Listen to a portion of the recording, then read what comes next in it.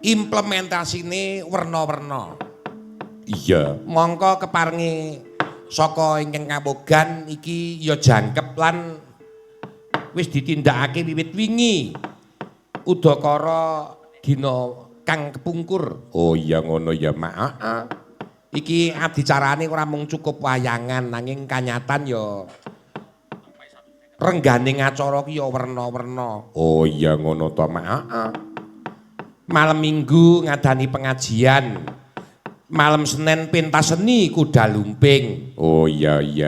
Jur iki pasti tiba dina malam Selasa kliwon. Malam Anggara Kasih no. Iya. Aku kelawan kowe tirakatan sewengi nutuk natas. Onong dalami penyanyi Bapa Parno sekalian ibu sak para putra wayah. Iya, iki mujudke rasa syukure penyanyi Bapak Parno sing dilairake, digelarake kanthi ana pengajian, ana kesenian latar utawa daerah lan uga wayangan kabeh dijangkepi no. Iya, matur sewu nembah nuwun muga-muga rasa syukur ingkang kaya mangkene iki tuhu entuk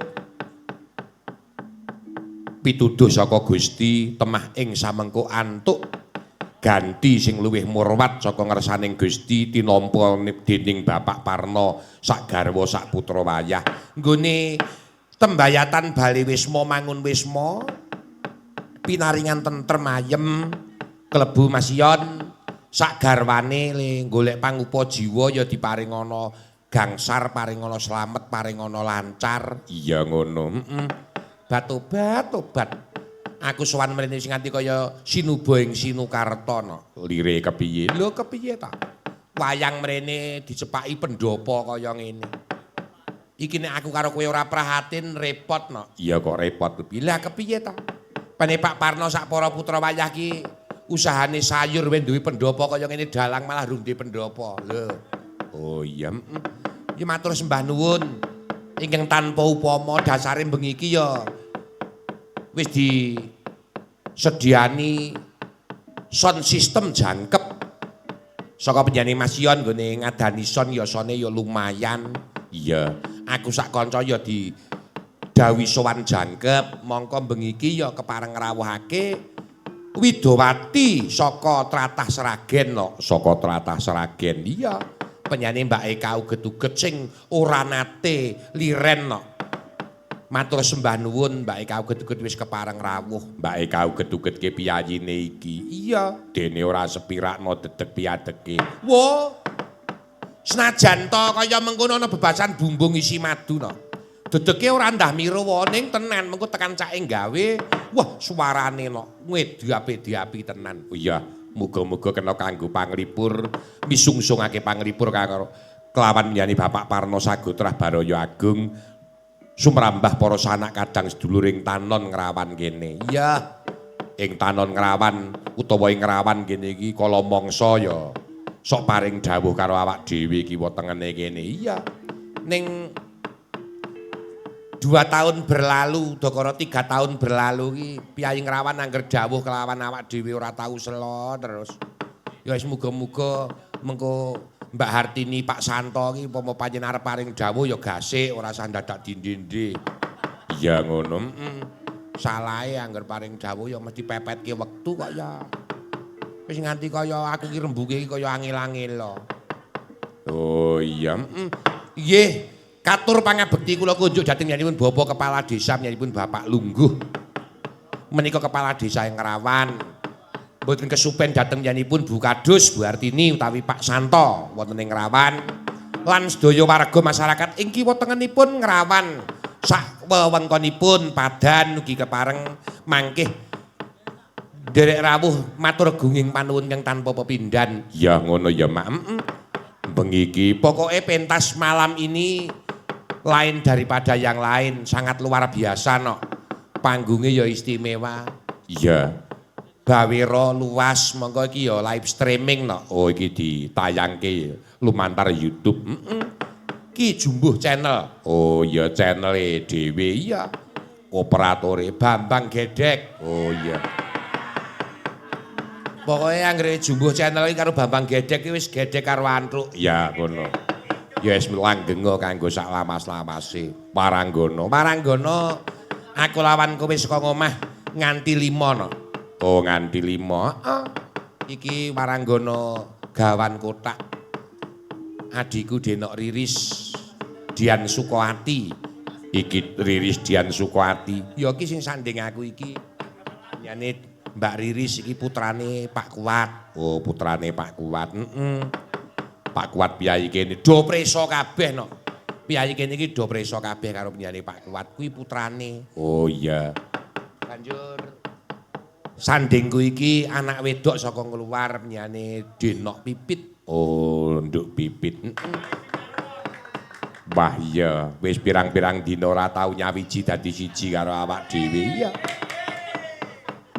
Mula angger muni ana sinden Mbak Pipit ngono kuwi, wah penyaron kuli adus gasike ora jamak. Iya, semangat iya.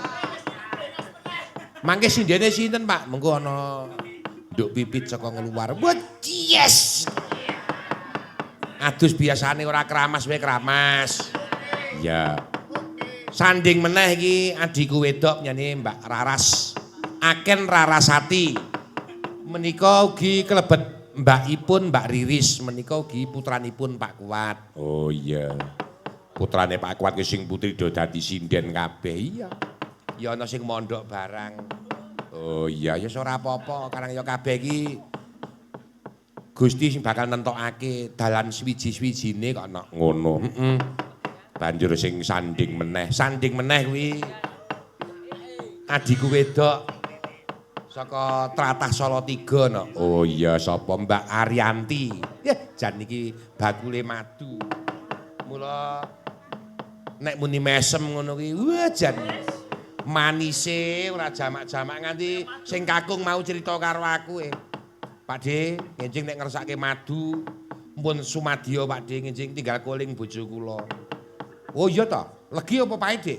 Pun pokoke legine madune kula niku kaya legine esmane bojone kula. Ya syukur atut runtut kaya mimi mintuna. Heeh. Sing pojok kono kae wong tuaku kae makku. Kae adine Kanjeng Simbok. Monggo Simbok ki wis seda wis manjing alam pamancat ya genti. Bulikku kae sing tak kantira narene ayo po. Timun wungkuk jaga imbuh niatku mung tak nggo suwun sawab berkah pandongane. Oh iya ngono. Ya. Lan wis rawuh uga mbake kauget-uget. Wah, piyayi iki nek muni piyayi saka Tlatah Wetan iki jan sportifnya to aku. Iya. Wingi bar pentas karo awak dhewe nyang Tlatah Bergas Semarang. Wah, jan bablas awane ya piye meneh. Kok bengi iki wis apa ya ora kesel awake. Kesaguan kok mak. Wah jan mula ora aneh. Piyayi ki anggere muni multi talenta ngono kuwi kerep dundang sapa-sapa iki cepet sugih iki cepet. Oh iya.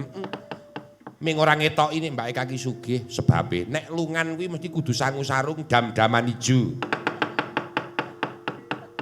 Ana wong ayu-ayu kok kudung sarung wis kaya ninja. Oh iya. Nduk, iki wayangan sanding karo masjid no, papan pangibadah. Oh iya ngono. Mulane sesuk aja nganti nendang wektu subuh. Kudu wis bisa paripurna. Oh iya Mak. Tur iki sanding karo masjid. Uga piyayi kene kepareng ngrasuk agama suci, agama kita agama Islam ya ana. Agama lintu ya mbok menawa uga ana. Iya. Ora teges ngremehake kelawan sakpadaning kapitayan nanging aku lawan kowe menyesuaikan dengan keadaan gandingi caket masjid. Ayo nok ngatur kira lagon dipisungsungake kagem para warga masyarakat iki ngrasuk agama suci, agama Islam apa Miftahul Jannah, kunci surga. Monggo dados.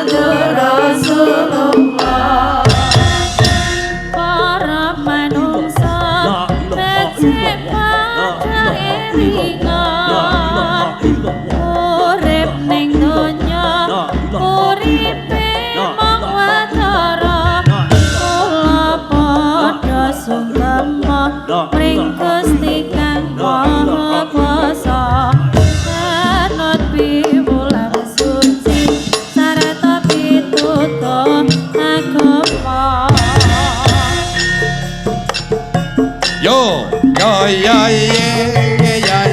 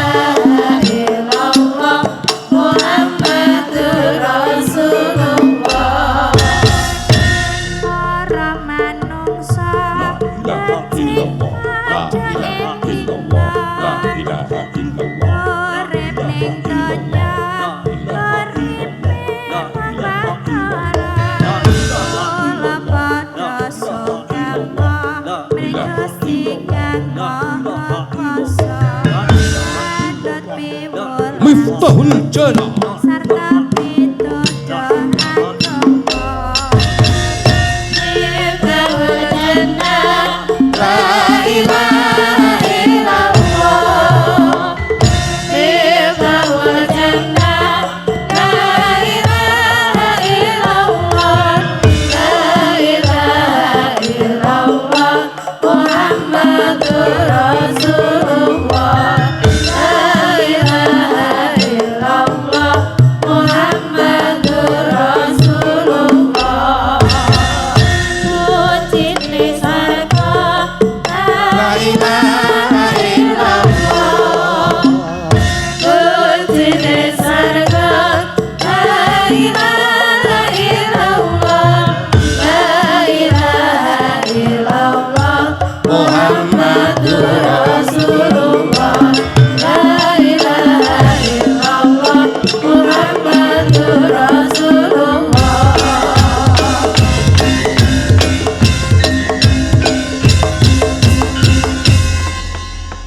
Matur sembah nuwun iki